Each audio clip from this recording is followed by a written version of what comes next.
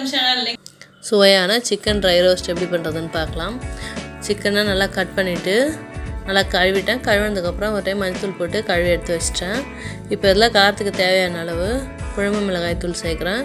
குழம்பு மிளகாய் தூள் சேர்க்கும்போது டேஸ்ட் ரொம்பவே நல்லாயிருக்கும். உங்களுக்கு தேவைன்னா தனி மிளகாய் தூள் ஆட் பண்ணிவிட்டு அதில் கொஞ்சமாக மல்லித்தூள் ஆட் பண்ணிக்கோங்க. அடுத்து ஒரு ஸ்பூன் அளவு இஞ்சி பூண்டு மிளகு சோம்பு நானும் சேர்த்து அரைச்ச பேஸ்ட் ஆட் பண்ணுறேன். உங்களுக்கு தேவைன்னா நீங்கள் ஜீரகத்தூள் ஆட் பண்ணிக்கலாம்.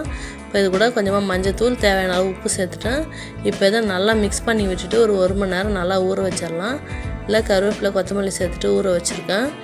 இப்போ அடுப்பில் பேன் வச்சு தேவையான அளவு ஆயில் சேர்த்துட்டேன். இது ஆயிலே ரோஸ்ட் பண்ணும்போது தான் டேஸ்ட் ரொம்ப நல்லாயிருக்கும். தண்ணி எதுவும் ஆட் பண்ணக்கூடாது.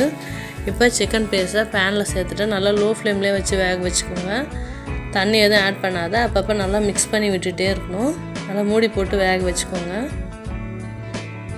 எண்ணெயிலே நல்லா வெந்துட்டு சாப்பிடும்போது டேஸ்ட் ரொம்பவே சூப்பராக இருக்கும்.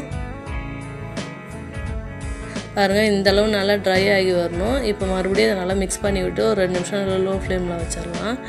இப்போ ரொம்ப சுவையான சிக்கன் ட்ரை ரோஸ்ட் ரெடி ஆகிடுச்சு. இது சாம்பார் ரசத்துக்குலாம் சூப்பரான காம்பினேஷனாக இருக்கும். இதை மொத்தத்தில் ட்ரை பண்ணி பார்த்துட்டு எப்படி இருக்குன்னு கமெண்ட்டில் சொல்லுங்கள். வீடியோ பிடிச்சிருந்தா மறக்காமல் சேனலை சப்ஸ்கிரைப் பண்ணிக்கோங்க.